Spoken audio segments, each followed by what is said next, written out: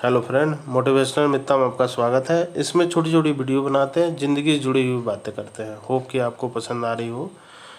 दोस्तों, ये रजनीश ओशो के वीडियो की सीरीज़ में ये हमारी तीसरी वीडियो है जो आपको बहुत ही प्रेरणादायक कहानी के रूप में बताई जा रही है। तो सबसे पहले इसका मुख्य चीज़ समझिए कि जो इस पूरे कहानी में क्या दिया गया है। तो चलिए स्टार्ट करते हैं वीडियो। जीवन भर हम जो करते हैं वही हमें डुबो देता है, सारे जीवन को नष्ट कर देता है।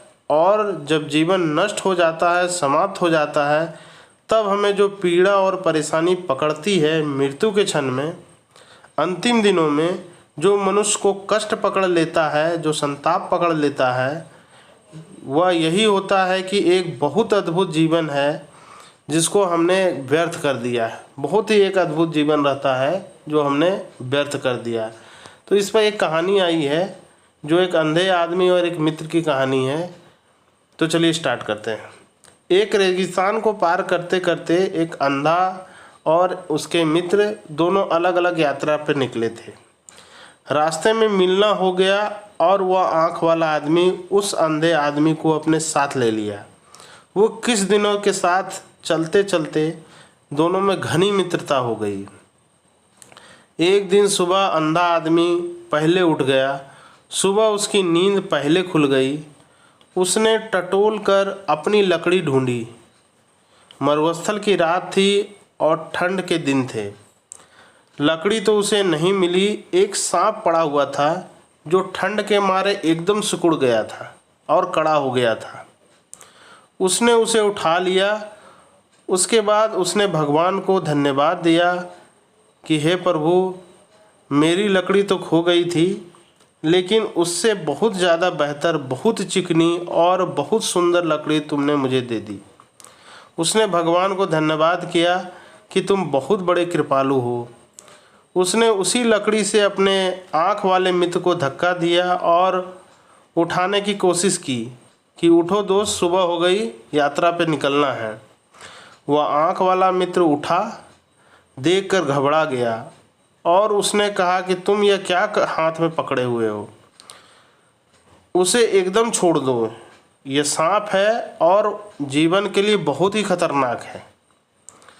वह अंधा आदमी बोला, मित्र, तुम हमसे ईर्ष्यावश ये बात कह रहे हो ना? तुम मेरी इस सुंदर लकड़ी को सांप बताकर चाहते हो कि मैं इसे छोड़ दूं और तुम उसे उठा लो? अंधा जरूर हूँ, लेकिन इतना भी ना समझ नहीं हो कि मैं इस लकड़ी को छोड़ दूंगा।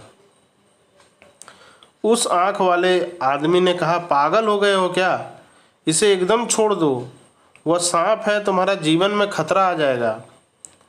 अंधा आदमी हंसा और बोला, तुम इतने दिन मेरे साथ रहे हो, लेकिन ये ना समझ पाए कि मैं भी समझदार हूँ। मेरी लकड़ी खो गई है और परमात्मा ने एक बहुत ही सुंदर लकड़ी मुझे दे दी है, तो तुम उसे सांप बताकर मुझसे छुड़वाना चाहते हो कि बाद में तुम उसे लेकर उसका यूज करो। वह अंधा आदमी गुस्से में अपने मित्र को ईर्ष्या और जलन से देखकर अपने रास्ते पर चल पड़ा। थोड़ी दूर में जब सूरज निकला तो उस सांप की सिकुड़न खत्म हुई। उसकी सर्दी मिट गई और फिर प्राण का संचार हुआ।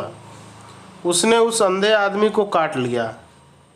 मैं जिस दुख की बारे में आपके बारे में बात कर रहा हूँ वो यही दुख है जो उस सुबह उस आँख वाले आदमी को उस अंधे मित्र के प्रति हुआ होगा। वैसे ही एक दुख हमारे चारों तरफ जो लोग दिखाई देते हैं उनके प्रति भी मुझे अनुभव होता है। वो हाथ में जो पकड़े हैं वो लकड़ी नहीं है, वो हाथ में जो पकड़े हैं वो सांप है। लेकिन अगर मैं कहूँ कि यह सांप है तो शायद ही उनके मन में ना मालूम किस ईर्ष्या बस, ना मालूम किस कारण हमारी लकड़ियों को सांप बताया जा रहा है। तो अंतिम क्षणों में यही आदमी को लगता है कि मेरी ज़िंदगी व्यर्थ हो गई है, मैंने अपनी ज़िंदगी को बेकार कर दिया है, कि अगर मैं वहाँ पर वो सुधार कर लेता, वो गलती नहीं करते आता, तो हमारी ज़िंदगी और बेहतर हो सकती थी। ये लास्ट के क्षणों में आदमी को ये दिमाग आता है। तो कोशिश करिए कि किसी की एडवाइस, अगर अच्छी एडवाइस जो आपको मिले तो उसको ज़रूर आत्मसात करिए। अगर कोई प्रेरणादायक चीज़ आपको मिले तो ज़रूर उसको आत्मसात करिए और अपने मार्गों में इसको ज़रूर लेके चलिए कि ये हमारे जीवन को और उत्तम बनाएगा। तो ये छोटी सी कहानियाँ हैं, अगर आपको अच्छी लग रही तो लाइक सब्सक्राइब ज़रूर कीजिएगा। धन्यवाद।